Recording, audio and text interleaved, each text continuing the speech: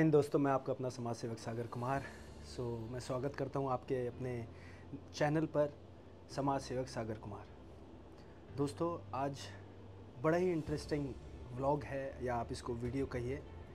आज मैं आप लोगों को जो आपके क्वेश्चंस हैं, कुछ ऐसे क्वेश्चंस हैं आपके जीवन के जिसमें आप बड़े ही उलझे हुए हैं, लेकिन आपको जवाब चाहिए। अब आपको ये नहीं पता लगता कि कौन इसका जवाब सही देगा या नहीं देगा।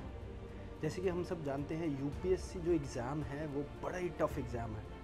हम जब करने की सोचते हैं तो कुछ लोग हिम्मत हार जाते हैं, कुछ लोगों को स्ट्रैटेजीज़ नहीं पता, कुछ लोगों को ये नहीं पता कि कहाँ से करें, कैसे करें। तो आज ये सब मैं आप लोगों को बताने वाला हूँ। मैं नहीं बताऊँगा, आपको उस शख्सियत से मिलाना चाहूँगा जो 2011 बैच के ऑफ़िसर, IRS ऑफ़िसर हैं, मिस्टर साहिल सेठ।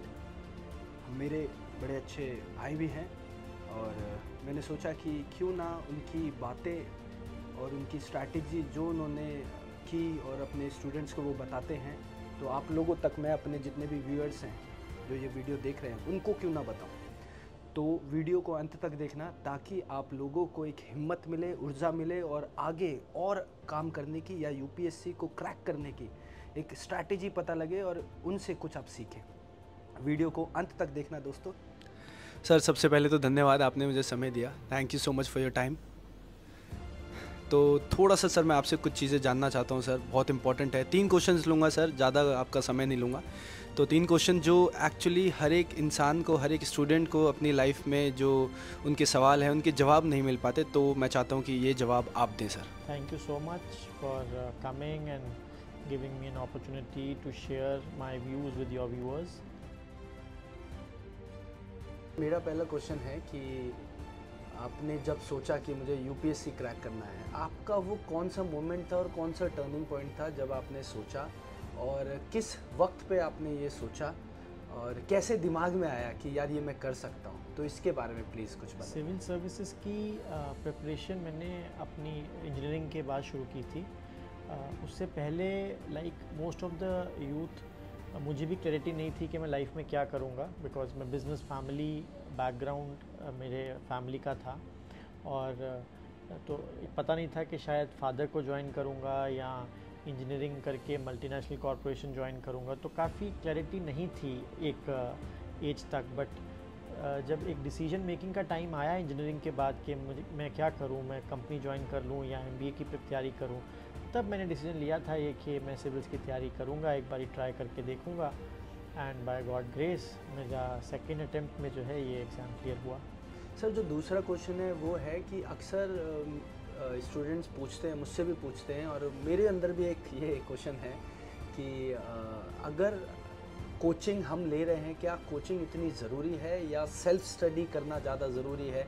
क्या स्ट्रैटेजीज़ रहेंगी इसको क्रैक करने के लिए? क्योंकि अक्सर आपने देखे होंगे सर, अलग अलग राज्य से आते हैं यहाँ पे दिल्ली में पढ़ने के लिए, एक कंफ्यूज माइंड को लेके आते हैं अपने साथ में कि हमको कोचिंग लेनी चाहिए या नहीं चाहिए, कितनी ज़रूरत है। तो इस बारे में सर आप क्या बोलना चाहेंगे? मेरा इस पे मानना है कि कोचिंग बिल्कुल भी ज़रूरी नहीं है।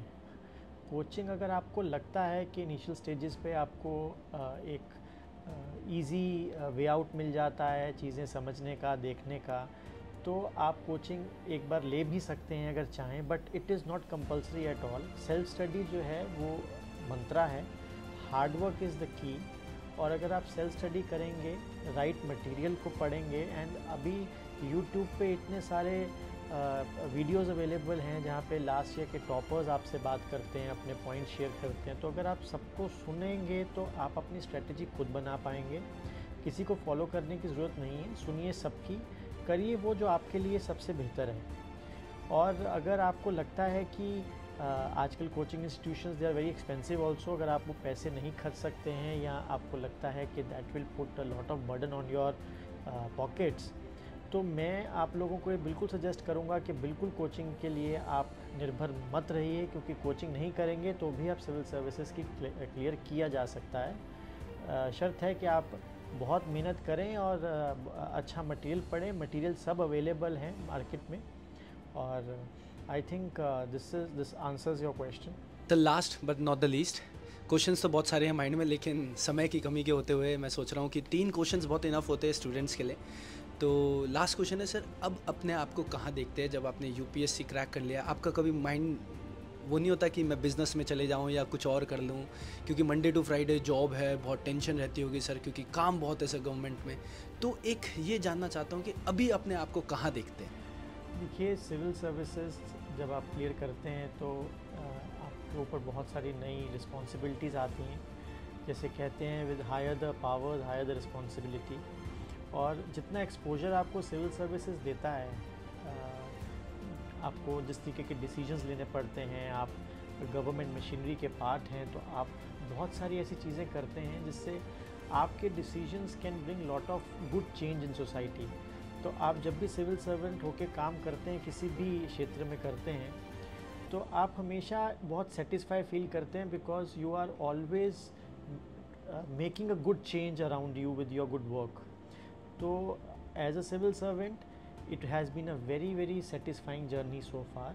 और आगे भी मुझे लगता है कि विद द गॉड ग्रेस मुझे और भी मौके मिलेंगे सरकार में, बीइंग अ सिविल सर्वेंट कुछ ना कुछ अपना योगदान to the best of my abilities. और जब आप किस समाज के लिए कुछ कर पाते हैं और लोगों के लिए कुछ कर पाते हैं, तो मुझे नहीं लगता है कि कोई भी करियर ऑप्शन आपको उससे ज़्यादा सेटिस्फेक्शन दे सकती है। तो बाकी सभी यूथ के लिए मैं कहूँगा कि खूब मेहनत करिए।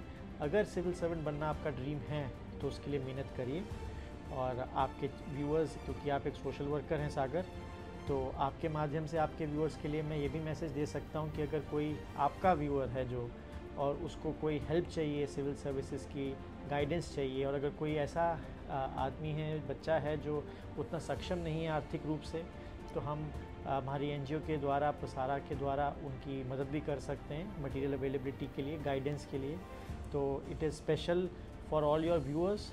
तो जो सिविल सर्विसेज की तैयारी करना चाहते हैं और सक्षम हैं और खूब मेहनत करने का वादा करते हैं, तो वो सागर कुमार को अप्रोच कर सकते हैं और सागर के माध्यम से वो मेरे तक पहुंच सकते हैं। And then we can definitely try to help all the aspirants, those who need little help from our side. Thank you so much sir for your time, and बहुत अच्छा लगा सर। मेन यही क्वेश्चंस होते हैं जो public के questions होते हैं, जो स्टूडेंट्स के क्वेश्चंस होते हैं। तो आज का वीडियो या व्लॉग कह लो, मैं तो व्लॉग ही कहूँगा। क्यों? क्योंकि मैं जो डेली ऐसी एक्टिविटीज़ आप लोगों के लिए लेके आ रहा हूँ ना, तो आपको कहीं ना कहीं कुछ इंस्पिरेशन या कुछ चीज़ सिखाने की कोशिश कर रहा हूँ।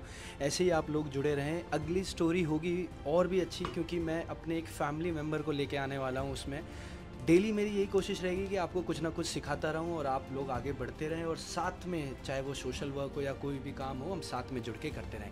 मिलते हैं आपके अपने नेक्स्ट व्लॉग में। Thank you so much for loving, caring. Please like कर देना, सब्सक्राइब कर देना, और कमेंट ज़रूर करके बताना आपको कैसा लगा। और सर को अभी सब्सक्राइब भी कर लेना। सर का इंस्टाग्राम अकाउंट हैंडल मैं डिस्क्रिप्शन में भेज रहा हूँ, अपना भी डिस्क्रिप्शन में भेज रहा हूँ। प्लीज़ वहाँ जाके भी सपोर्ट करना। Thank you so much for your love, care and support. Thank you. जय हिंद, जय भारत।